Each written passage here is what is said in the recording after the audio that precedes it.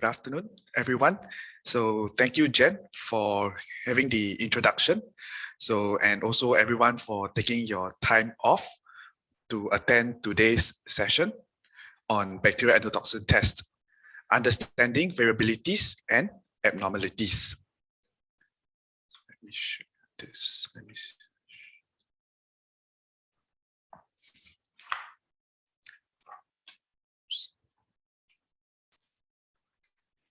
So let's look at the scope for today's presentation.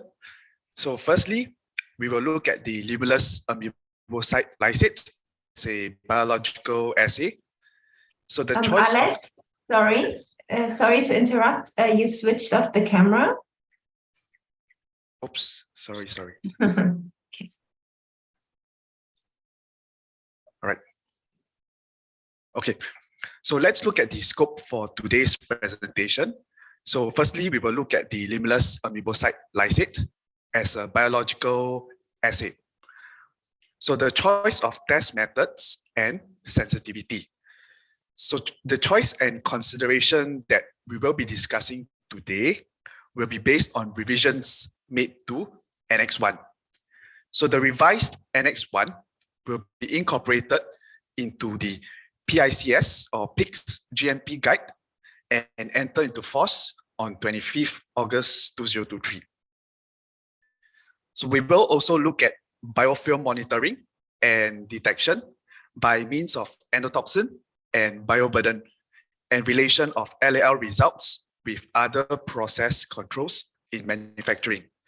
So after that, we will look at how we view the validity criteria in our LAL assay together in relation to our standard curve variabilities. And lastly, we'll end off with a short discussion on false positive by glucan interferences.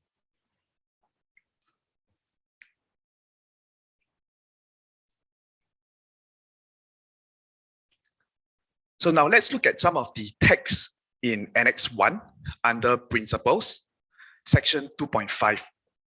So for elements to consider during the development of your contamination control strategy under point 14, monitoring systems, it states to include an assessment of the feasibility on the introduction of a scientifically sound alternative methods that optimize the detection of environmental condition. So in the context of bacterial endotoxin, it is the established method. So is the established method in your laboratory able to help with early detection of possible contamination? So is the sensitivity in your test sufficient? Is the turnaround time fast enough? And is the method compliance with data integrity principles for ALCOA? So let's look at other points to consider. Another element to consider under point 15, prevention mechanisms. So it mentions trend analysis. So investigation, corrective, and preventive action, root cause determination, and the need for a more comprehensive investigational tools. So in the previous revision, this used to be trending, but now the final one is trend analysis. So what this means is trending your results alone is not sufficient. But now it requires you to understand your trend data and making decisions based on your trending results. So the other section, section 6 of Annex 1 under utilities, such as water system. So results for critical parameters and critical qualities of high risk utilities should be subjected to regular trend analysis. So what are high risk utilities? So utilities that directly contact product, contact material that will become part of the product, contact surface, which that comes into contact with the product or otherwise directly impact the product. So which would include your water system. So your water system should also be qualified to maintain appropriate levels of physical, chemical, and microbial control, taking seasonal variation into account.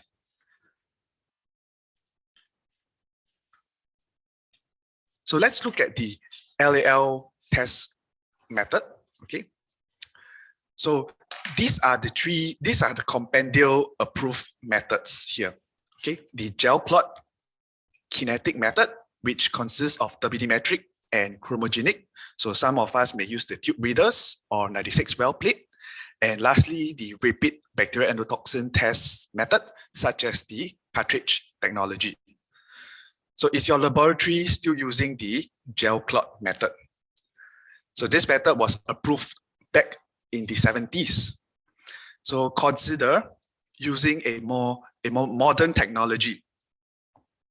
So I like to use this analogy. Okay, so look at our mobile phones.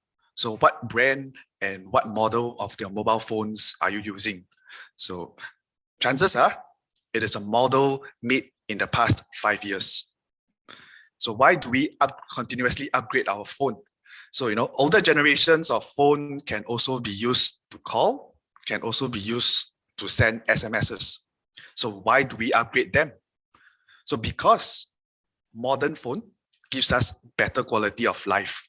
So with the use of digitization, softwares, applications, and ease of use. So the same can be said to our bacterial endotoxin test method. So don't be cooped up in the older technology. Look at ways to improve and optimize your tests. So consider digitization of your test. So let me give you an example.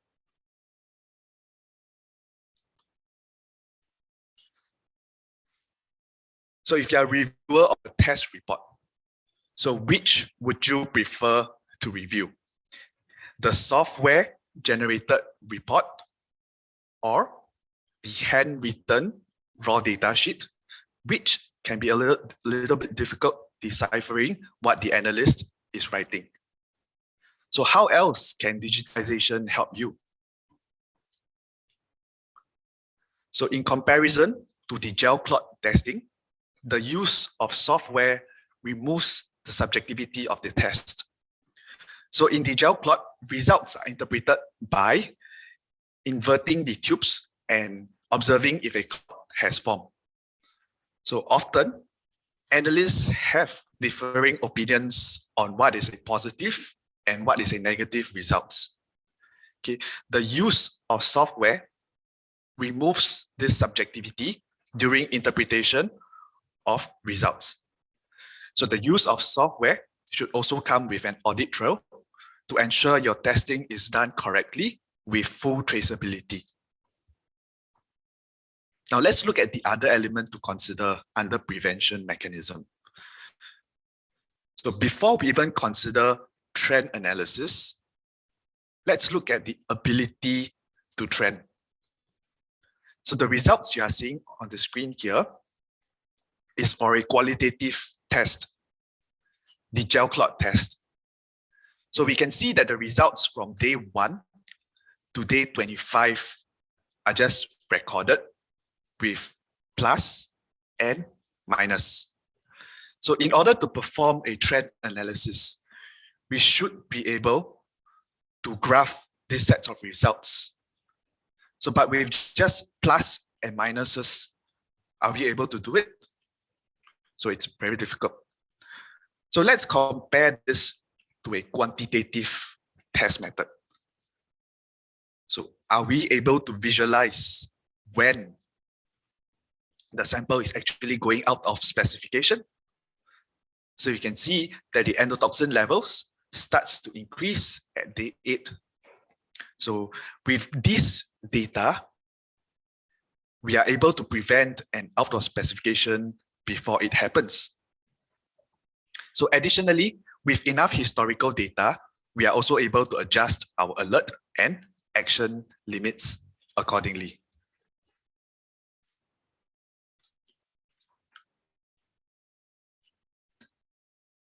Now let's look at improving biofilm detection in our water systems. So remember, Annex 1 applies to all manufacture of sterile products. So water for injection systems are critical utilities for manufacturing pharmaceutical sterile products. So in the water system, your water for injection or WIFI gets into the storage tank, goes through the water loop and into the point of use. So water for injection will also be then used for your raw material and as a rinse solution. So then why is water for injection considered critical utilities? So in Annex 1, Chapter 6 under utilities, it describes that critical high-risk utilities comes into direct contact with product. Contact material that will ultimately become part of the product, or contact surfaces that come into contact with the product.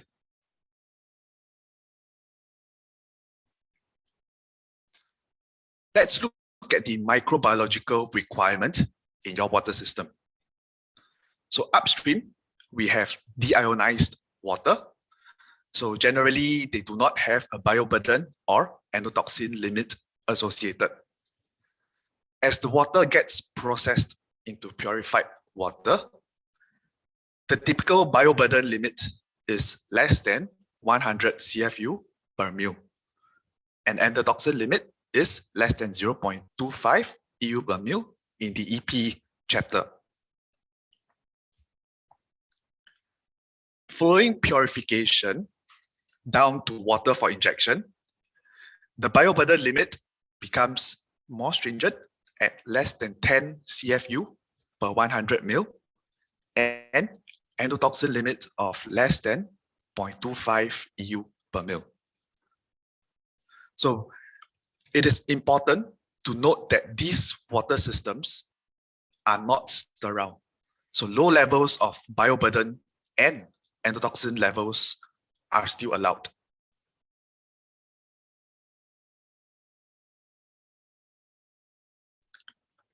So let's look at some of the microbiological characteristics in your water for injection system. So due to the lack of nutrients, continuous flow and high temperature of up to 70 degrees Celsius in a WIFI system, so not all microorganisms are able to grow in this environment.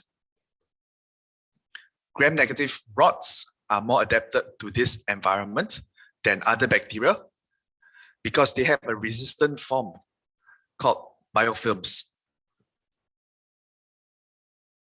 So as a resistant form, biofilm has the task to ensure the survival of the colony. So biofilms are difficult to destroy and eliminate. So therefore, it is important to have a highly sensitive method for early detection of biofilm. So remember, water for injection systems are not sterile. So a low level of bioburden is allowed. So a biofilm formation is a potential event that has a huge risk to business continuity.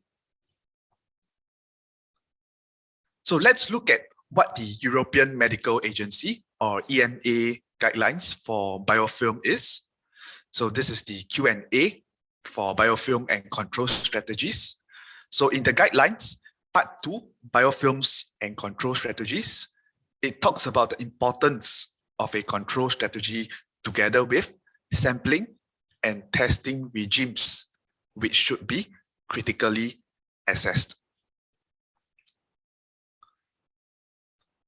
So what additional measures can one take to increase the probability of detecting presence of biofilm? So it states here, a robust sampling plan, ongoing evaluation to determine the appearance of an adverse trend. So the use of a more sensitive endotoxin detection method should be taken into account. And lastly, it also states that the frequency of trend analysis and the use of data trend is critical. So the use of repeat microbiological test methods and systems in order to improve or increase the probability of early detections, allows timely action to be taken. So let's see what happens in the event of a biofilm formation. So when you have a biofilm detection, you have to stop production. After you stop production, the next thing you do will be a system draining, which includes your cleaning and disinfection. Afterwards, you would have to do a rinsing step to remove all the residual disinfectant. So following this step, you will have to perform a QC test. So the QC test consists of a comprehensive microbial test for bioburden and endotoxin to demonstrate disinfection effectiveness. So if your QC test fails, you would have to go back to your cleaning step and rinsing test and back to your QC test again.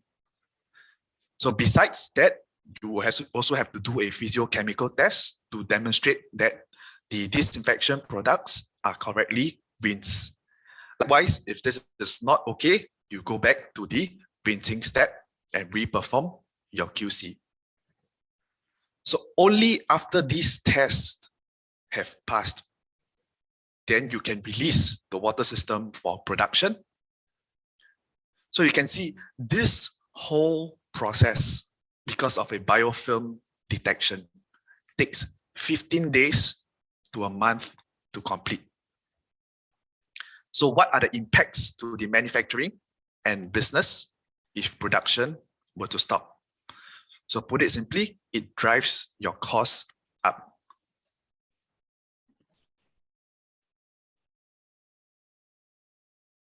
So to minimize production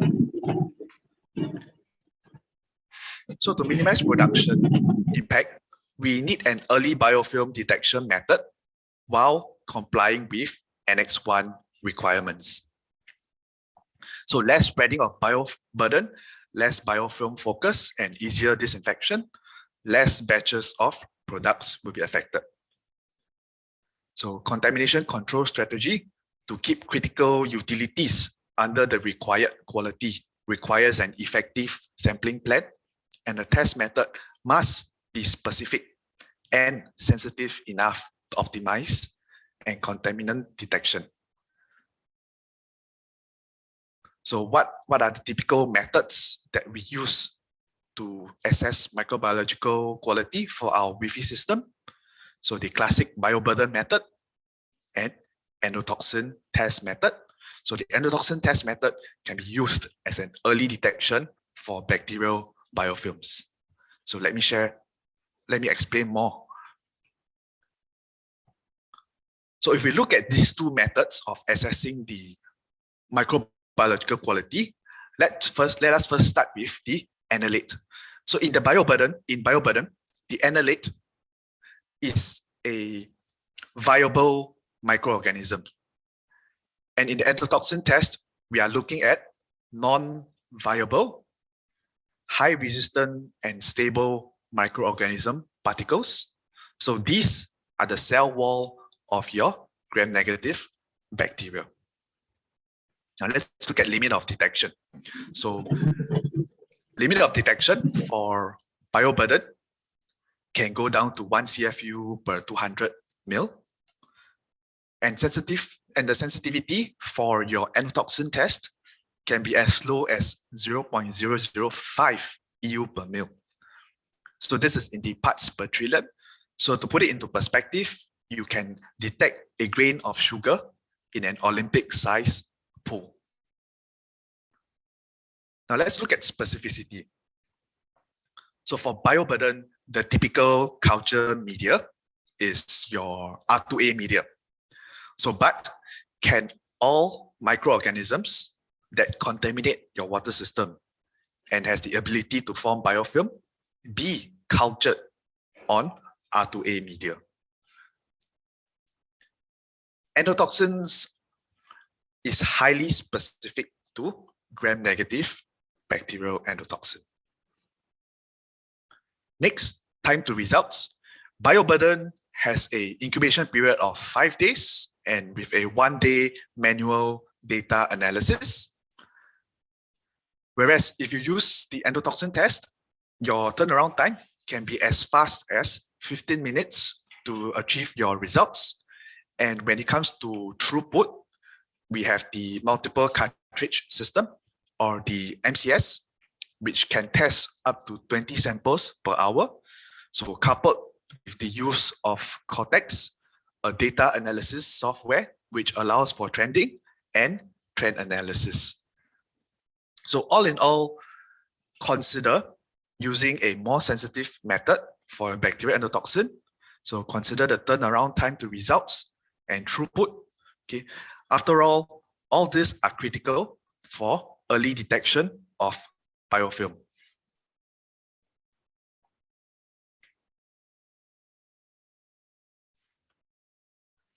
Now next, let's move on to standard curve variabilities. So when looking at the bacterial endotoxin test report, okay, what do we look out for? Okay, we look out for the R value. Okay, next we make sure when we look at the standards, we make sure that the concentration is correct and the CV percentage is within validity criteria, and the water control is non-reactive. For samples, we look at the CV percentage within samples, between duplicates, and your spike between duplicates, the CV percentage between spikes of your duplicates, and we also assess the spike recovery. So for standard curve to be valid, so here are the criteria that we use. The absolute R value should be more than or equals to 0.98. So this is also a compendial requirement in the USP chapter. The water negative control should be non-reactive, and CV percentage should be within defined parameters of the laboratory. Now, here I have a poll question. Okay, so the question is, are these values, right, the 3 criteria here, sufficient to assess the quality of your standard curve?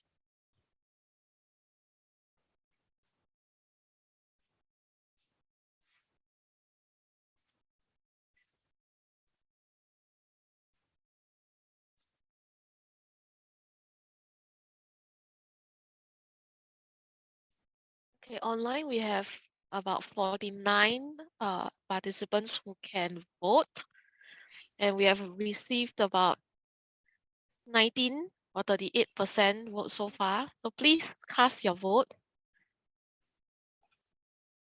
So do not worry, there is no right or wrong answer. So we will discuss on the outcome of our poll in the slides to come.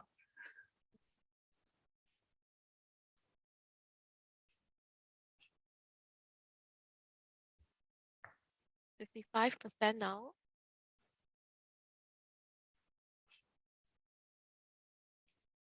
Ooh, the votes are very close.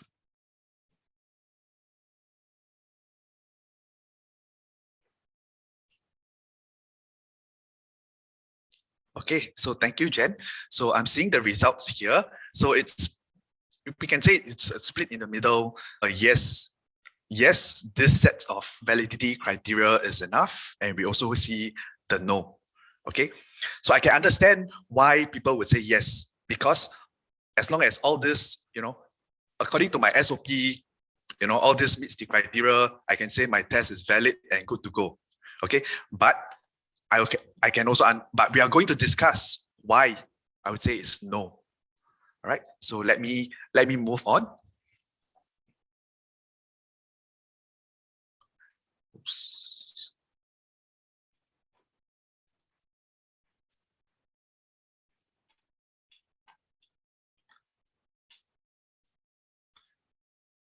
Okay, so to answer that question, we need to first come to an agreement on this statement.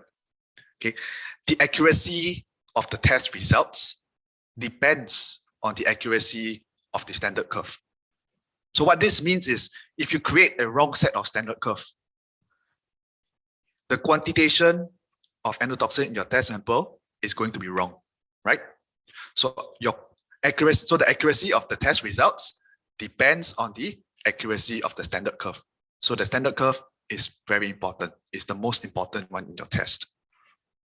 Okay, so now let me explain why I say that the R value, okay, is not enough to assess the standard, to assess your standard curve quality.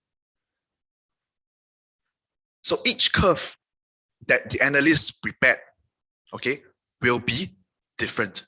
So you can see on the graph, we have analyst A, he prepared standard curve on day 1 all the way to day 5.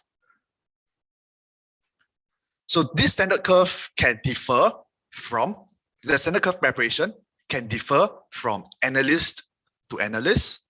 It can differ from day to day. So why does it differ, you may ask? So it could be due to a multitude of reasons. So example, pipetting variations or errors, which carries forward into our dilution when preparing our standard curve. Or there might also be a drift in potency of our endotoxin vials that was used to create our standard curve. So it is very difficult to pinpoint exactly where this variation occurs that results in different standard curve. So you look at this graph. So these 5 standard curves are created by the same analyst across 5 different days. So all of these curves have valid R value. Okay, it is within your pharmacopoeia requirement of your absolute R value should be more than or equals to 0.980. So of all this curve, okay, the same lot of LAL, okay, your limulus amebocyl lysate, and CSE was used. Same standard curve range was used. Same procedure was used. So by procedure, I mean like vortexing time is the same, dilution volume is the same. But yet, these 5 curves don't look the same. And if we were to run a sample containing endotoxin and plot it against these 5 curves, okay, we will get different endotoxins of different values.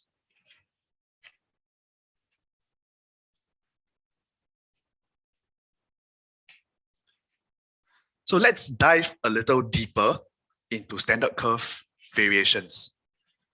So we plot a standard curve using the endotoxin value and reaction times from a test, okay, based on these results, and we get these values from the standard curve.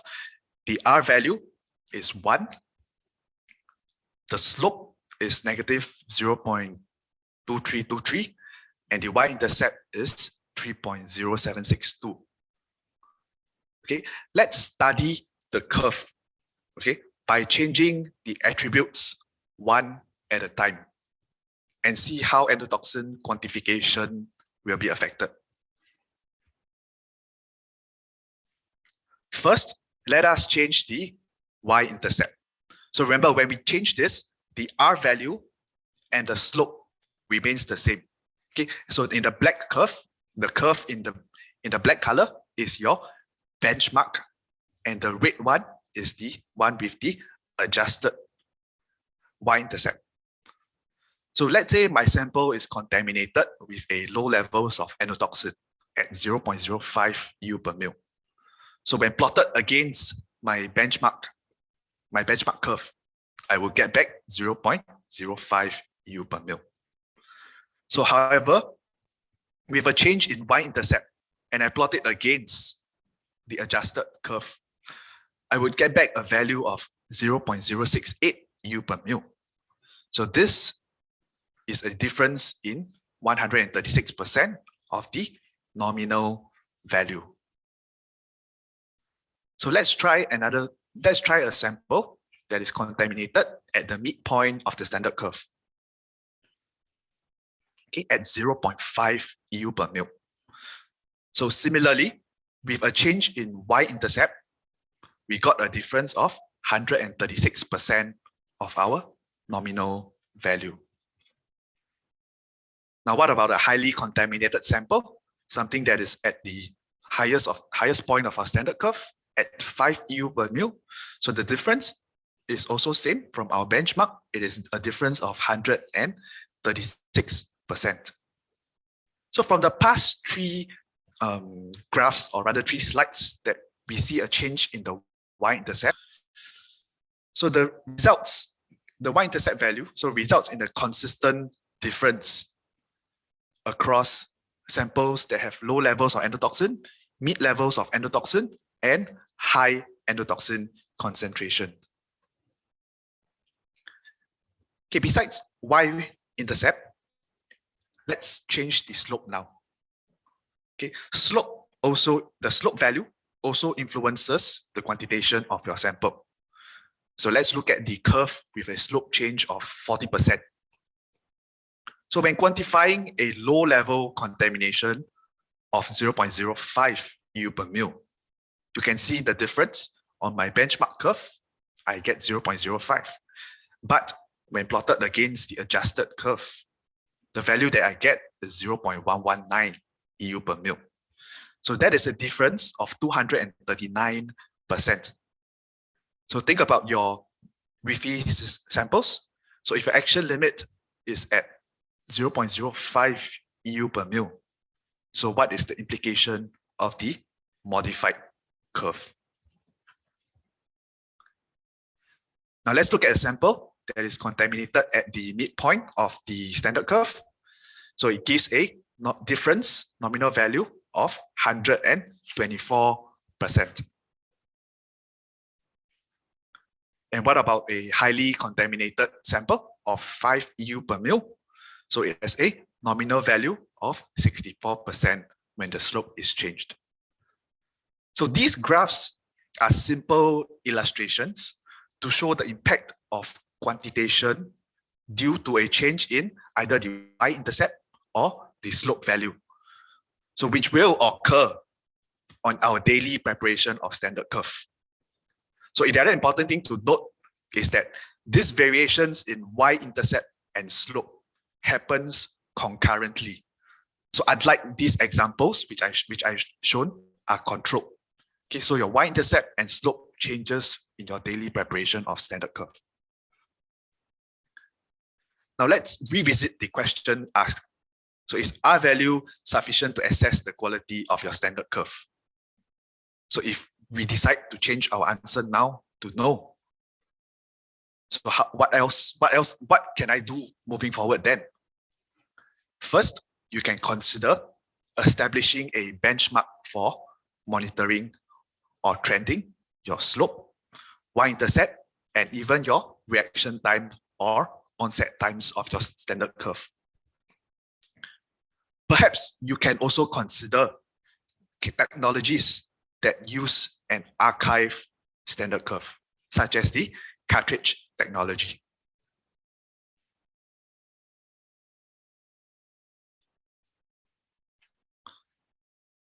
So with an archive standard curve, every time that the standard curve is used, the data set is exactly the same. It never changes. This means that a specific reaction time would always report the same endotoxin value every time. So using an archive standard curve also removes analyst to analyst variation when preparing standard curve. So in the form of preparation, dilution error, or variation. So you also do not have to worry about the loss of potency of your standard endotoxin. So now that we have looked at standard curve variabilities, so let's look at sample interference or false positives. So this is a validation data done by a customer using the chromogenic reagent. So during their validation, so they tested their samples to 800 times dilution. So, and this is the results that you have obtained. You can see the endotoxin value and the spike recovery. So remember, one of the validity criteria of the validation is to ensure that your spike recovery is within 50 to 200% in the kinetic test. So now look through this set of data, okay, and then we have a poll question coming up. So should I validate the product at 50 times since the spike recovery shows pass?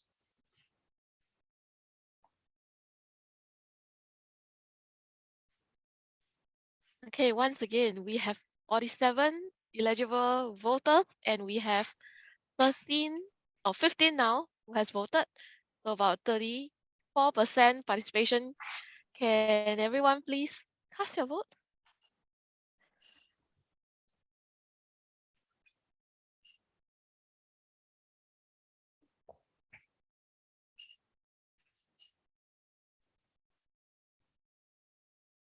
We have about 51% participation. The answer is slightly clearer this time round.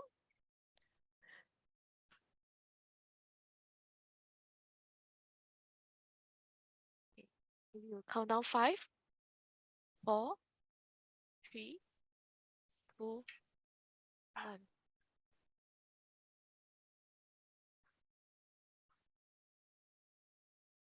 Okay, thank you, Jen.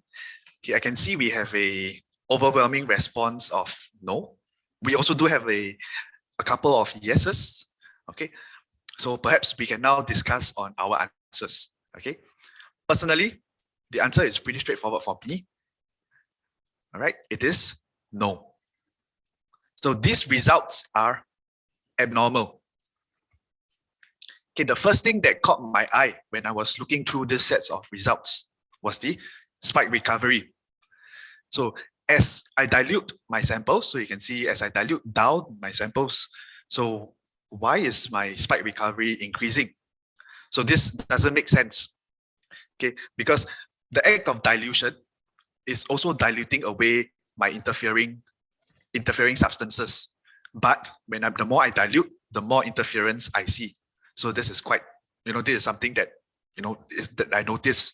So the other thing is the endotoxin recovered from the sample. The more I dilute, okay, the higher the endotoxin value obtained. So these are some of the abnormal things that I've seen in the test that makes me think like, what is happening? So what is happening here is really contamination of beta glucans. So you can see on the left is the enzymatic cascade. Okay, this whole is the enzymatic cascade of the insight that is happening in your limulus amoebocyte lysate, or rather your LAL reagent. So on the top left is in the presence of endotoxin. So this whole enzymatic pathway is when in the presence of endotoxin, you will form a gel, or for the chromogenic users, this is where your synthetic peptide is formed. So besides this pathway, you can see on the right side, there is the factor G pathway. So factor G pathway is activated by this product or by this substance called beta glucans. So they can activate your LAL as though endotoxin is present. So what are beta glucans? So beta glucans are glucose polymers linked by beta 1,3 glycosidic bonds. So beta glucan represents one of the many groups of the polysaccharides. So the other groups of polysaccharides is written in these slides. So in the group of beta glucans, okay, they all possessed different nominal molecular weight, such as your laminarin has a degree of polymerization of 20 to 30, your Kirtland with 455 to 550, and Beckman, which is stated in this slide. So LAL reactivity is confined only to beta glucans, not the other groups of glucans, and response proportionate to molecular weight. So some of the common beta-glucan sources includes cellulose, filter material, environmental fungi, and yeast. So in your test, specifically in your gel clot test, you will see an endotoxin-like reaction. So do note that in the gel clot routine test, you will not be able to detect presence of beta-glucans because your samples will just clot as though endotoxin is present. This is unlike the kinetic method, okay, which gives you a spike recovery percentage value. So the only way that beta-glucans can be detected in the gel clot is during your product validation, where you will get an invalid result because your 0.25 lambda also clots. Okay, endotoxins and glucans can react synergistically, which produce an enhancement-like effect.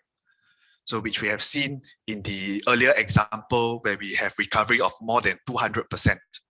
So it is important to note that beta-glucans may not always enhance your test. So this is a dose response curve of LAL to glucans and endotoxin. So you can see the glucan reactivity follows a U-shaped curve. Okay, it's in pink. So we can see that glucans at concentration of -4 gram per mil, they have the same reaction time as glucans with a concentration of -7 gram per mil. So that's why there is this U-shaped response. Okay, this is unlike endotoxin, which have a linear response. So this is the reaction curves of endotoxins and glucans. So endotoxins, generally, they would have a longer lag time, which is at the bottom of the curve, and a faster activation, but glucans have a shorter lag time and have a shorter lag time. So the shorter lag time is attributed to the enzymatic cascade. So the factor G pathway just has a shorter enzymatic pathway than the endotoxin pathway, which results in a shorter lag time in the presence of glucan. So what we can see in the graph is the shorter lag time, okay, in the green colored for glucans, and a longer lag time for the red colored graph representing endotoxins. So when endotoxins and glucans are present together in a sample, so they react synergistically, okay, they are resulting in a shorter lag time as well as a faster activation. So here are some common beta-glucan contamination that we observe from consumables.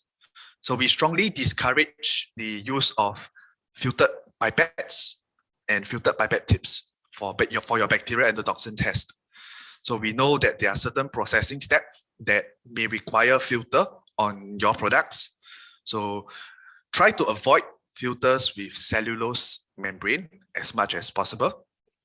So however, if that is not possible and you observe a glucan-like reaction, you can employ the use of a glucan blocking buffer, which saturates the LAL with a large amount of glucan, resulting in non-reactivity to beta-glucans.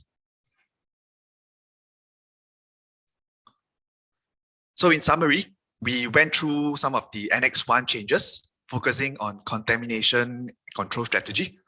So the choice of method and sensitivity for your bacterial endotoxin test, the importance of trending and trend analysis. So ensure your test method produces data that is able to be trended. And also for early biofilm detection, so use a more sensitive method and a rapid method as a way of early detection. So we also looked at the standard curve variability. Is R value sufficient to assess the quality of your standard curve? So consider using an archive standard curve. Lastly, we also went through a simple sample interference in the form of beta glucans, which may result in false positive results. So with that, I thank you for your attention, and I'll open now the floor for Q&A. Thank you, Alex, for sharing, the various contamination control considerations, as well as some of the more alternative methods, better methods for us to ensure the accuracy of our standard curves. If there are any questions, please feel free to leave them in the chat box, and we would use them to go through. One of the questions I have would be on challenges. I think it was mentioned in your informative talk on the digitalization of the LAL BT methods. What are some of the considerations in overcoming commonly faced challenges for doing such digitalization efforts? Okay, so digitization. So one of the, I wouldn't say it's a challenge, but one of the ways to implementation for software inside our laboratory is, this is from experience. So one of the steps that requires more attention is you need to create your user requirement specification.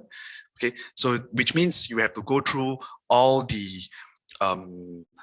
functions that the software, okay, because this whole process is what you require. So you have to list down what you require and whether the software fulfills all your requirement. So the creation of this user requirement specification can be quite a tedious process. Okay, but otherwise, I do not see very much of a challenge of employing digitization into your laboratory. Yeah, I'm just trying to think at the top of my head during our implementation, what were the roadblocks that we had? Okay, so seems like this is a pretty easy implementation. No, it's easy to say, but really okay. when we were doing the user requirement specs, it really requires some assistance as well.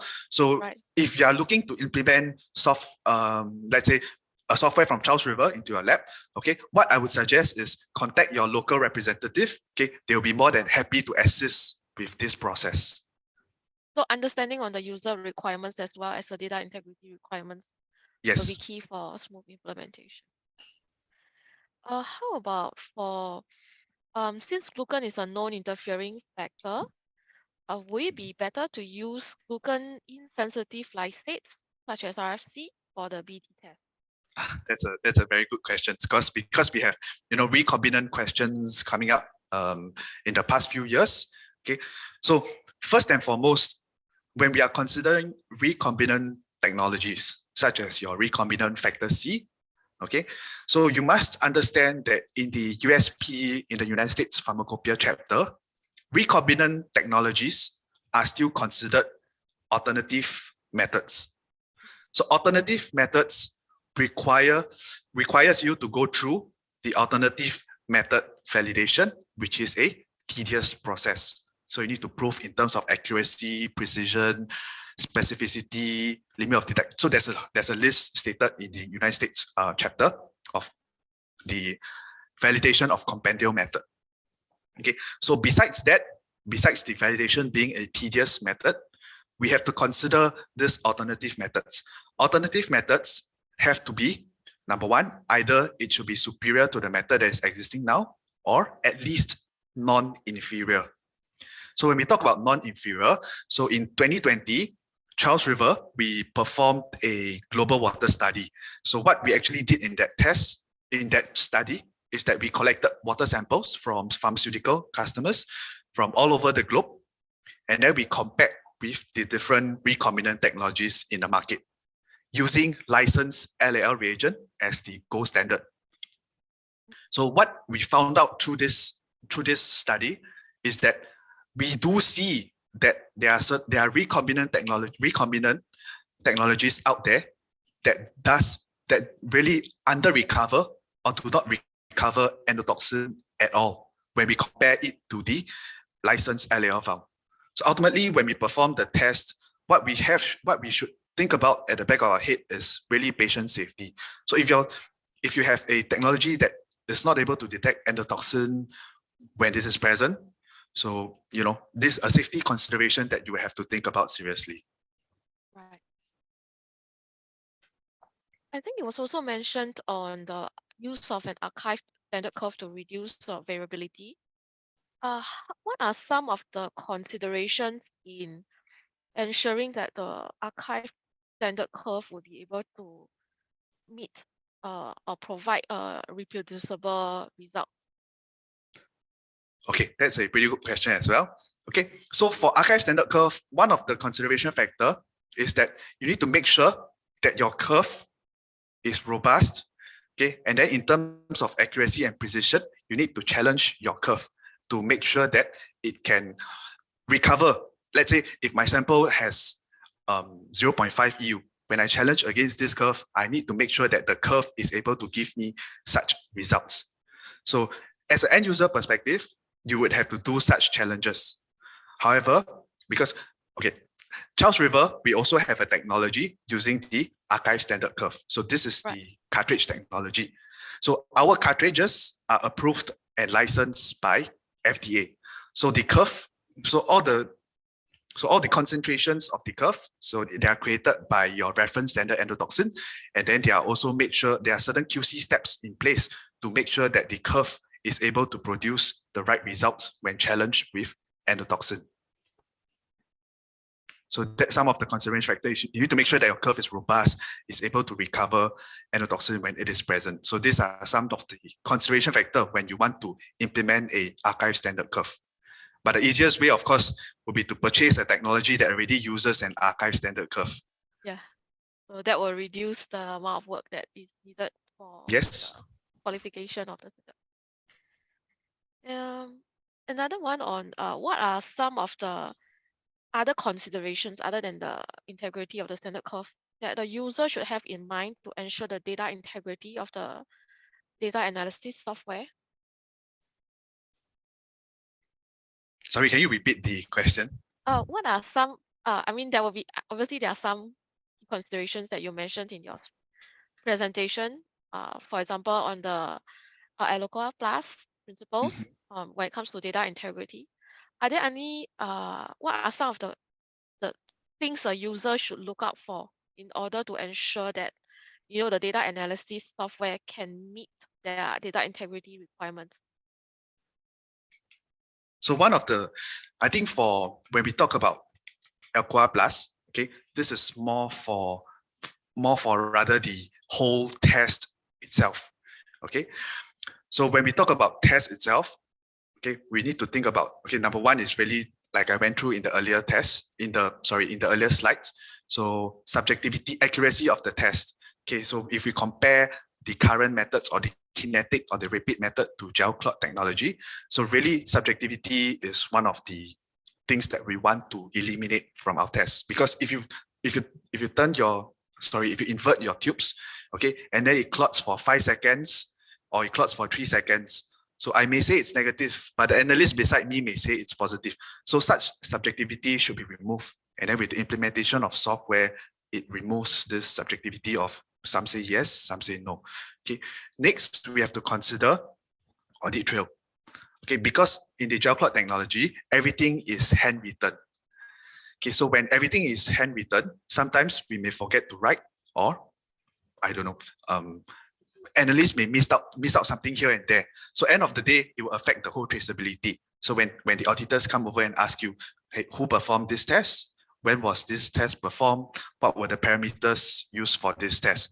So with an audit trail, you can just tell the auditors, look, I have the audit trail. You can scroll through, all the information is here. And also next, we also discuss on the legibility. So there was a comparison between the handwritten raw data sheet and a computer generated test report. So the handwritten. So my handwriting is not exactly nice as well. So I would definitely prefer, because it can be illegible really when you look at sometimes when you look at analysts writing, you can be quite difficult to see, is this, what are they writing, 0.08 or 0.06? So yeah, so it also removes that the illegibility of the raw data sheet. So these are the principles that we are looking to sort of like remove from the gel clot testing. Okay, these are principles that we want to maintain the Alcoa Plus at the back of our head when we perform our tests. So these are where we can actually, in the gel clot test, these are where we can actually breach these Alcoa Plus principles. So that's why using of a software actually removes a lot of these issues. So elimination of any manual personnel related issues in terms of manual entry errors. Yes, and manual interpretation of results as well. I think we are getting close to the end of today's session. As mentioned in the chat, we have videos of this session as well as slides on this session shared on our YouTube channel for the video as well as on our site. We hope you enjoy today's session and look forward to meeting the rest of you for the next Technical Tuesday. Thank you. Thank you everyone for your attention, and thank you Jen, thank you Christina.